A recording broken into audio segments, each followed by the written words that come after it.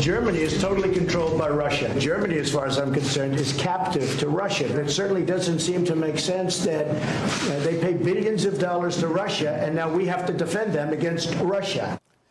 President Trump's accusation, as you heard, that Germany is under Russia's control. It remains a bracing attack on one of this country's closest allies. Just 31 years ago, standing in front of a structure that both dominated and divided the city of Berlin, President Ronald Reagan delivered a speech affirming U.S. support for Germany at a time when that part of the country was under Soviet control.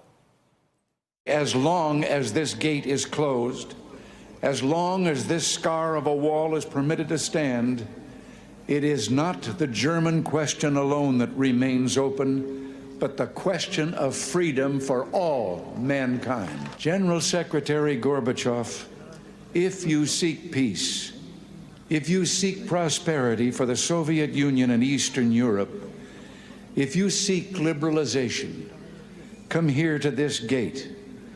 Mr. Gorbachev, open this gate. Mr. Gorbachev, tear down this wall. And the rest, as they say, is history. Among those growing up on the other side of the wall, the east side of the wall, was a young woman named Angela Merkel, now Chancellor of Germany. With us tonight to talk about what it is we're witnessing, our friend Steve Schmidt, a political veteran of the Bush White House, the McCain presidential campaign, among other stops. Steve, I have a two-part question. Where and who will the grown-ups be who rise up and say, Mr. President, now you're playing on house money, and this is not the way we intended it with NATO? And second, Steve, what is it we're witnessing today? Well, Brian, thank you for having me. What we're witnessing, first off, is the sundering of the Western alliance, the NATO alliance, the most important, the most successful military alliance in the history of the world, which has kept the peace in Europe for the last 73 years and has led Europe from destruction to prosperity, held back Soviet totalitarianism, and has helped spread freedom across all of the captive nations of Eastern Europe. All of these countries that are up there today, most every one of them has shed blood. Their sons, their daughters have died fighting for the United States, for the NATO alliance, after the invocation of Article 5 upon the occasion of the attack on the United States on September 11th.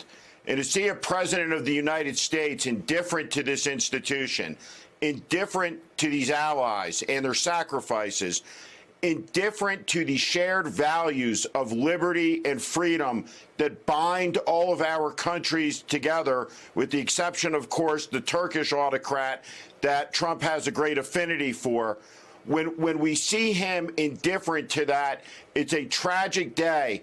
When you weaken the most important military alliance in the history of the world, you make the world a more dangerous place, and you're doing Vladimir Putin's bidding, who has no higher strategic goal than to unravel the European Union and to unravel the NATO alliance. But I guess my larger question, parts of which we ask here every night, Steve, is why? Why would that be part of Trump's motive?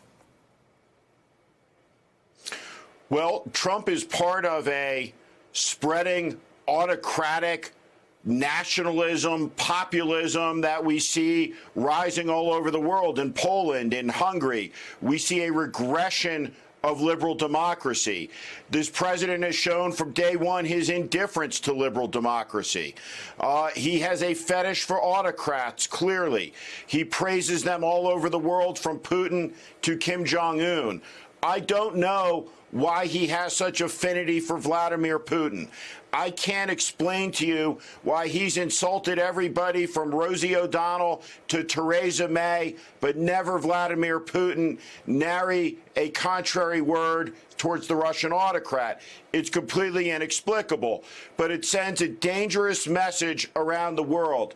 America, imperfect though she may be in this post-Cold War era, in the post-war era, has stood for a liberal ideal against tyranny, against fascism, against communism, against totalitarianism.